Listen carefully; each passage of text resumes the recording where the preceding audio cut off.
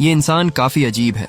जब उसने चलना शुरू किया तो उसकी चाल बहुत अजीब थी, जैसे कोई रोबोट चलना सीख रहा हो। वो अजीब तरीके से हिलडुल रहा था। जब वो लोगों के बीच पहुंचा और सड़क पार करने लगा तो एक कार ने उसे जोर से टक्कर मार दी। कार एक लड़की चला रही थी। टक्कर इतनी भयानक थी कि वो आदमी दूर जा गिरा और उसकी टांग पूरी तरह मुड़ गई। लेकिन हैरानी की बात यह थी कि इतनी गहरी चोट लगने के बाद भी ना तो उसे कोई खरोंच आई और ना ही खून निकला। वो लड़की तुरंत कार से उतरी ताकि देख सके कि उस आदमी का क्या हाल है, लेकिन जहां वो गिरा था वहां कोई नहीं था। उसे समझ ही नहीं आया कि वो आदमी कहां गायब हो गया। थोड़ी देर बाद हम देखते हैं कि वो सफेद सूट वाला आदमी एक सुनसान जगह पर खड़ा है। अचानक उसका कान एक दरवाजे की तरह खुलता है।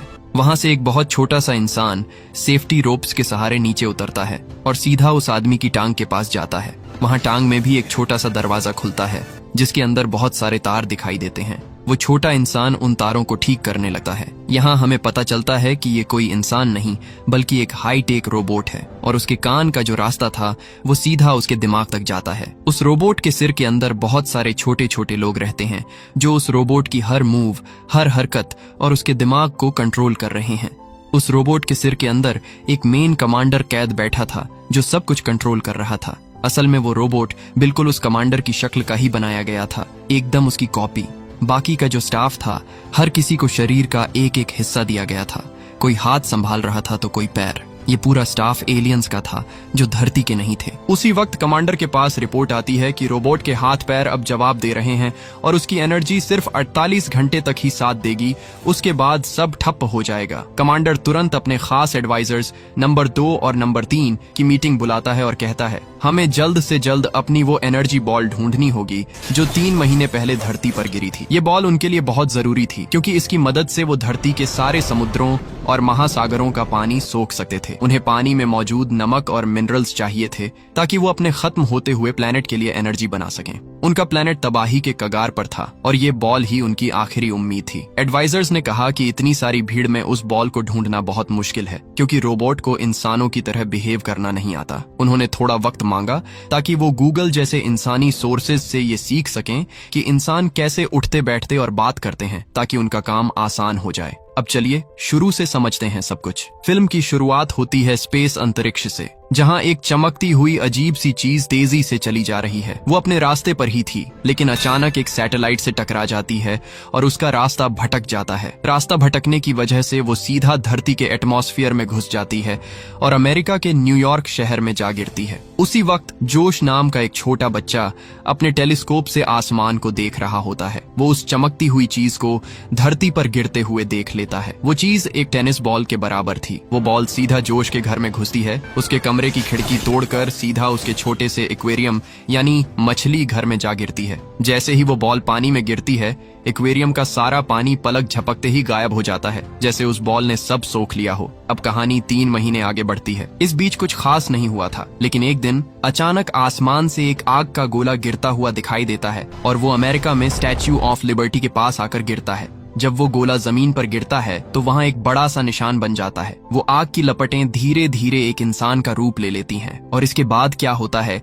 ये हम पहले ही देख चुके हैं कि कैसे उसका एक्सीडेंट होता है। दूसरी तरफ न्यूयॉर्क की पुलिस ने भी अपनी इन्वेस्टिगेशन शुरू कर दी थी। स्टैच्यू ऑफ लिबर्टी के पास जो आग का गोला गिरा था उसकी जांच के लिए एक ऑफिसर और उसके असिस्टेंट को भेजा गया। जब उन्होंने उस गड्ढे की जांच की तो उन्हें मिट्टी में रोबोट के चेहरे का निशान प्रिंट मिला। उन्होंने उसका एक स्केच तैयार किया और उस अजीब आदमी की तलाश शुरू कर दी। अब आते हैं रोबोट पर, जो एक सुनसान गली में खड़ा था ताकि स्टाफ उसे ठीक कर सके। किस्मत देखो, वही गली जोश नाम के उस बच्चे के घर के पास थी। जोश की माँ गीना ने खिड़की से उस रोबोट को खड़ा देखा और नीचे दौड़ी ताकि उससे माफी मांग सके क्योंकि उसने ही कार से उसे टक्कर मारी थी। जैसे ही गीना ने उससे बात करनी शुरू की, रोबोट के अंदर बैठा पूरा स्टाफ घबरा गया क्योंकि ये उनका पहला ह्यूमन कांटेक्ट था। एडवाइजर नंबर 3 ने तुरंत गूगल पर सर्च किया और रोबोट के लिए एक नाम चुना जो था डेव। गीना ने डेव को घर के अंदर बुलाया ताकि वो उसकी खातिरदारी कर सके। डेव राजी हो गया और घर के अंदर चला गया। जैसे ही वो अंदर पहुंचे,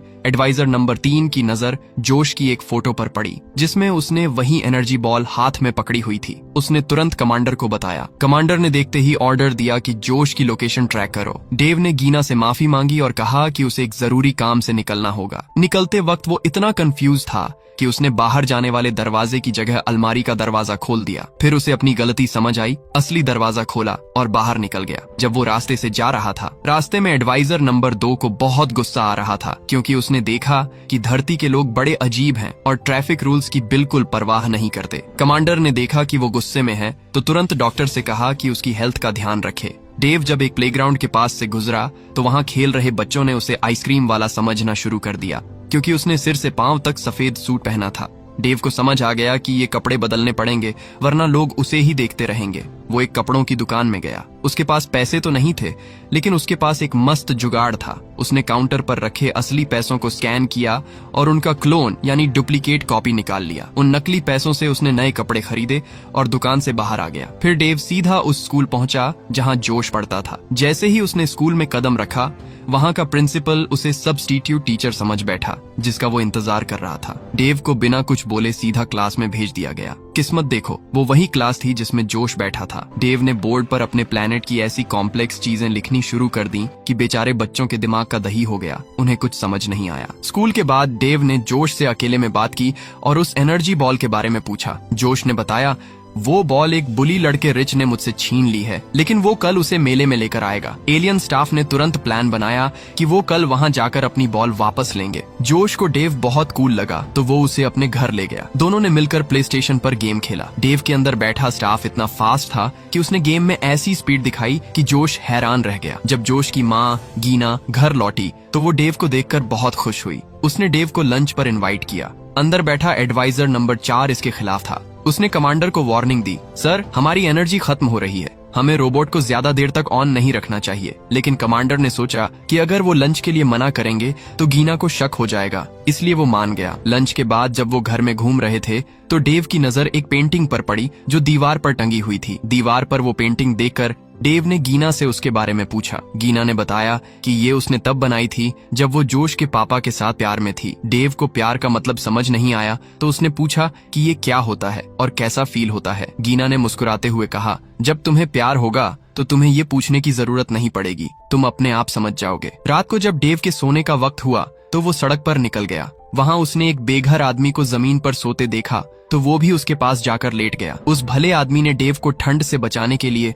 अपनी चादर उस पर डाल दी। ये देखकर रोबोट के अंदर बैठा कमांडर दंग रह गया। उसने अपने स्टाफ से कहा, हमने इन इंसानों को गलत समझा, ये हमसे जज्बातों में बहुत आगे हैं, हम तो सिर्फ तारों और प्रोग्रामिंग का डिब्बा हैं। डेव को सुकून महसूस हुआ और स्टाफ ने उसे रात भर के लिए स्लीप मोड पर डाल दिया। अंदर कमांडर ने देखा कि एडवाइजर नंबर 3 अभी भी जाग रही है और इंसानों के तरीके सीख रही है। उन्होंने मिलकर एक रोमांटिक फिल्म देखी जिसमें प्यार की कहानी थी। दोनों इतने इमोशनल हो गए कि उनकी आंखों में आंसू आने ही वाले थे। अगली सुबह जब डेव जागा तो उसकी बैटरी सिर्फ 20% बची थी। वो तुरंत जोश और गीना के साथ मेले में गया। वहाँ एक खाने का कंपटीशन हो रहा था। डेव ने उसमें हिस्सा लिया और अपनी सुपर स्पीड की वजह से सबको हरा दिया। इनाम में उसे एक बड़ा सा टेडी बियर मिला जो उसने गीना को गिफ्ट कर दिया, जिसे देखकर वो बहुत खुश हुई। तभी वहाँ वही बुली लड़का रिच आया और जोश को परेशान करने लगा। डेव ने उसे उठाकर उल्टा लटका दिया और अच्छे से सबक सिखाया। जोश बहुत खुश हुआ कि उसके दोस्त ने उसका साथ दिया, लेकिन डेव तो असलियत में अपनी एनर्जी बॉल ढूंढ रहा था जो उसे मिल गई। डेव ने खुशी में उन्हें डिनर पर इनवाइट किया क्योंकि उस दिन गीना का बर्थडे था। एडवाइजर नंबर 2 को बहुत गुस्सा आया। उसने कहा, हमारे पास टाइम नहीं है, बॉल मिल गई है तो तुरंत निकलो। लेकिन कमांडर ने मना कर दिया और कहा, इन लोगों ने हमारी मदद की है, हमें उनका शुक्रिया अदा करना चाहिए। गुस्से में एडवाइजर नंबर 2 वहां से चला गया। अब डेव, गीना और जोश एक रेस्टोरेंट में डिनर के लिए पहुंचते हैं। रेस्टोरेंट में सब मजे कर रहे थे, लेकिन बाहर पुलिस को डेव की लोकेशन मिल गई थी और वो उसे पकड़ने के लिए निकल चुके थे। इधर रोबोट के अंदर एक अजीब ही माहौल था। धरती पर रहकर ये एलियंस पूरी तरह ह्यूमन बनते जा रहे थे। एडवाइजर नंबर 4 ने तो अपने केबिन में बाकायदा एक डांस पार्टी शुरू कर दी थी और बाकी स्टाफ को भी बुला लिया था। ये उनकी एलियन लाइफस्टाइल के बिल्कुल खिलाफ था, जिसे देखकर एडवाइजर नंबर 2 का खून खौल रहा था। एडवाइजर नंबर 3 पर भी इंसानी रंग चढ़ गया था। उसने रेस्टोरेंट के गर्ल्स को देखकर एक सेक्सी ड्रेस पहनी और मेकअप भी कर लिया। वो कमांडर के पास गई और उन्हें डांस के लिए पूछा, लेकिन कमांडर का पूरा ध्यान डेव और गीना के डांस पर था। इस बात से नंबर 3 का दिल टूट गया और वो कमांडर से चिढ़ गई। तभी पुलिस रेस्टोरेंट में घुसती है और डेव को धर दबोचती है। गीना और जोश तो सदमे में आ जाते हैं कि अचानक ये क्या हो गया। पुलिस डेव को स्टेशन ले जाती है और इंटरोगेशन रूम में बिठा देती है। रोबोट के अंदर एडवाइजर नंबर 2 अब और इंतजार नहीं कर सकता था। उसे लगा कमांडर की वजह से ही वो लोग जेल पहुंच गए हैं। उसने 2 हथियारबंद गार्ड्स को लिया और कमांडर के खिलाफ तख्ता पलट दिया। उन्होंने कमांडर को उनकी कुर्सी से उठाकर बाहर फेंक दिया। नंबर 2 ने सबसे कहा, मैं ये सब अपने प्लेनेट को बचाने के लिए कर रहा हूँ। पुराना कमांडर सिर्फ हमारा वक्त बर्बाद कर रहा था। हैरानी की बात यह थी कि नंबर 3 ने भी नंबर 2 का साथ दिया, लेकिन एक प्रॉब्लम हो गई। ये सारी बातें डेव के एक्सटर्नल स्पीकर्स के जरिए बाहर सुनाई दे रही थीं। रूम में बैठे दोनों ऑफिसर्स ने ये सब सुन लिया और उन्हें समझ आ गया कि ये आदमी नहीं बल्कि एक एलियन रोबोट है जिसके सिर के अंदर पूरी फौज बैठी है। अब कमांड नंबर 2 के हाथ में थी। उसने सख्ती से आर्डर दिया, अब कोई भी इंसानों की तरह बिहेव नहीं करेगा। उसने तुरंत डेव की उंगली से एक खतरनाक लेजर निकाली, दीवार में छेद किया और वहां से भागने लगा। पुलिस ने गोलियां चलाईं, लेकिन डेव का शरीर इतने मजबूत मेटल का बना था कि गोलियों का उस पर कोई असर नहीं हुआ। ये सब पागलपन देखकर स्टाफ मेंबर नंबर 17 डर गया। वो डेव के कान से बाहर कूद गया, लेकिन छोटा होने की वजह से वो सीधा एक ऑफिसर के कॉफी कप में जा गिरा। नया कमांडर नंबर 2 गीना पर बहुत गुस्सा होता है, क्योंकि उसे लगता है कि उसकी वजह से ही रोबोट का ये हाल हुआ है। वो गीना के सामने खड़ा होकर उसे बहुत भला बुरा कहता है, यहाँ तक कि उसकी पेंटिंग की भी बेइज्जती करता है। ये सब देखकर नंबर 3 को बहुत बुरा लगता है। वो चोरी छुपे पुराने कमांडर को छुड़ाने जाती है,